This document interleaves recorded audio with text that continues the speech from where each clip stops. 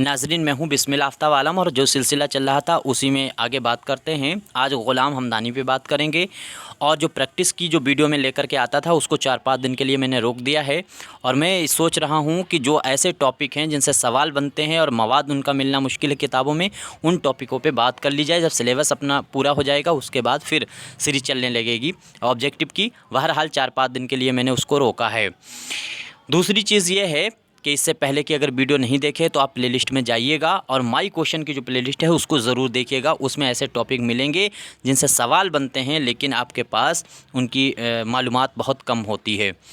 तो ग़ुलाम हमदानी मुसाफ़ी, सबसे पहली बात तो याद रखिएगा कि इनकी पैदाइश जो है वो 1748 को अकबरपुर यानी अमरोहा में हुई थी। लेकिन खैर इसमें भी इख्तलाफ है, लेकिन याद रखिएगा डेट यही मानी गई है, शहर में इनके इख्तलाफ है। दूसरी बात, मुसाफ़ी जो हैं ग़ुलाम हमदानी मुसाफ़ी, इनकी वफ़ात याद रखिएगा ये हुई है 1824 में। कहाँ हुई है? तो लखनऊ में। पैदा अमरोहा में हुए हैं, इंतकाल इनका लखनऊ में हुआ है। अब जो मुसाफ़ी हैं, मुसाफ़ी का पेशा अगर पूछा जाता है तो उसमें ये शायर और साथ ही साथ में तज़किरा नवीस माने जाते हैं। एक चीज़ याद रखिए, मुझे याद आ गया है कि आप लोगों के कमेंट आए हैं और ग्रुप में भी एक बच्चे ने किया है कमेंट और साथ साथ में वैसे वीडियो में भी कमेंट आ रहे हैं कि आप शिबली और इकबाल और साथ ही साथ में हाली पे जो एतराज़ करते हैं वो आपका तरीका सही नहीं है। ऐसा नहीं है। खैर, मेरा नज़रिया ये है कि इन तीनों शख्स की वजह से उर्दू का नुकसान ज़्यादा हुआ है, इनडायरेक्टली, डायरेक्टली नहीं, इनडायरेक्टली। अभी कुछ और भी नाम हैं जो मैं आपके सामने रखूँगा। मिसाल एक मैं आपको देता हूँ, समझिएगा, ये ज़िंदगी में बहुत काम आएगी। कैसे नुकसान हुआ है आपके समझ में आएगा कि इनने तो उर्दू में बहुत काम किया है, लेकिन नुकसान क्यों हुआ। नुकसान ऐसे हुआ है जैसे आपके पड़ोस में कोई गरीब है और वो गरीब को आप देख करके सही है, ज़बान भी है और सही है, ठीक ठाक है, लेकिन आप रोज़ उसे खाना खिला रहे हैं या रोज़ 100-50 रुपये उसको दे रहे हैं दान में, तो इनडायरेक्टली आप उसका विकास रोक रहे हैं।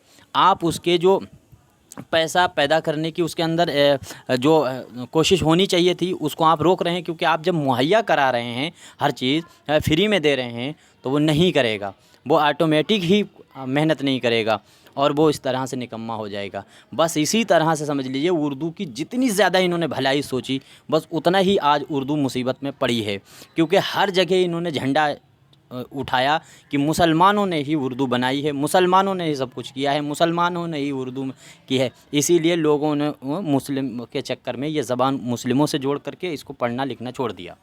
और भी वजहें हैं लेकिन मैं बात यहाँ नहीं करना चाहता, वो डिबेट का मुद्दा है।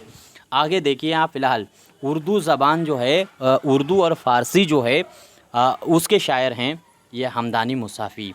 इसके बाद में है मुसाफ़ी उर्दू ज़बान के क्लासिकी। वेरी इंपॉर्टेंट ये टॉपिक, ये पॉइंट है, देखिएगा कि मुसाफ़ी जो है उर्दू ज़बान के क्लासिकी अहद कदीम के सबसे बुलंद शायरों में गिने जाते थे। याद रखिएगा, सौदा और मीर के बाद इन्हीं का सबसे अहम नाम आता है कदीम शोरा जो तीसरे दौर के हैं। इसके बाद में अगला पॉइंट है कि इंशा और मुसाफ़ी, इन दोनों के बीच में क्या है, मुकाबला हुआ करता था, अदबी चश्मक भी रही है और इसका असर मुसाफ़ी पे हुआ। जब मुकाबला होता था तो शेर व शायरी में जिसको बैतबाजी कहते हैं उस तरह से, तो इसमें क्या होता है कि मुसाफ़ी के ऊपर मुसाफ़ी जो थे वो दहली दबिस्तान के शायर थे, लेकिन असर ऐसा इनके ऊपर आया कि ये लखनऊ दबिस्तान के शायर होके रह गए, तो शायर बन गए।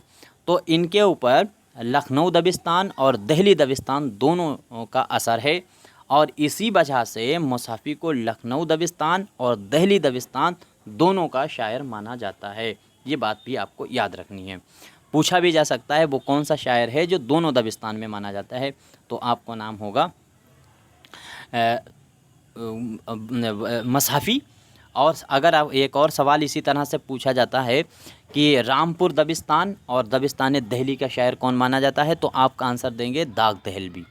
ये भी साथ साथ याद रखिएगा। इसके बाद में है मुसाफ़ी तीसरे शेरी दौर के सदर माने जाते हैं। वही तीसरा दौर जो शेर व शायरी में रहा है, कई दौरों में बांटी गई है शायरी, तो तीसरे दौर में जैसे मीर और सौदा का जो दौर रहा है उसमें जो है सदर माने गए हैं मुसाफ़ी, ये याद रखिएगा। इसके बाद में मुसाफ़ी ने मीर हसन की तारीख़ वफ़ात निकाली है, किस लफ्ज़ से निकाली? ये लफ्ज़ आपको याद रखना है, शेरी बयान के नाम से। शेरी बयान एक लफ्ज़ है, उसी से मुसाफ़ी ने मीर हसन की तारीख़ वफ़ात निकाली है। इसके बाद एक चीज़ याद रखिएगा कि मुसाफ़ी ने उर्दू में 8 दीवान लिखे हैं, ये आपको याद रहना चाहिए। और साथ ही साथ दूसरी चीज़ ये है कि एक फ़ारसी में भी दीवान लिखा है। तो 8 दीवान मुसाफ़ी के उर्दू के हैं, एक इनका दीवान फ़ारसी का है। इसके बाद में इन्होंने 3 तज़किरे लिखे हैं, ये बहुत इम्पोर्टेंट है, पूछे जाते रहते हैं किसके हैं। तज़किरा हिंदी, तज़किरा हिंद ना लगा देना, तज़किरा हिंदी ये भी देखिएगा, ये मुसाफ़ी का है। रियाज़ुल फ़साहा मुसाफ़ी का है। और साथ ही साथ में अक़्द सुरैया जो है ये भी मुसाफ़ी का है। तो मुसाफ़ी के ख़ास तौर से 3 तज़किरे ये आपको हर हाल में याद रखना चाहिए।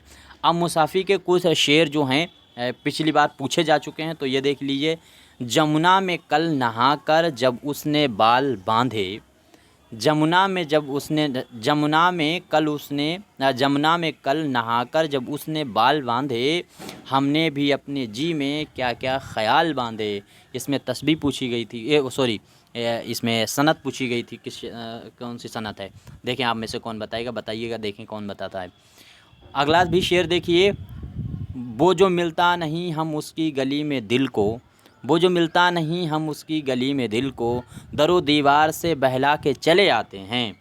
ये भी मुसाफ़ी का शेर है। और एक और शेर याद रखिएगा। तेरे कूचे में इस बहाने हमें दिन से रात करना, कभी उससे बात करना, कभी इससे बात करना। तो इस तरह से ये तीनों जो हैं इनके तज़किरे भी याद रखने हैं, और ये तीनों शेर भी आप जहन में रखें। और बाकी इनका तारुफ़ जो है ख़ास तौर से दोनों दबिस्तानों वाली जो बात है वो याद रखना है आपको बहुत ज़्यादा। ठीक है, यहीं तक बात करते हैं। अब बात करेंगे जानिसार अख्तर पे।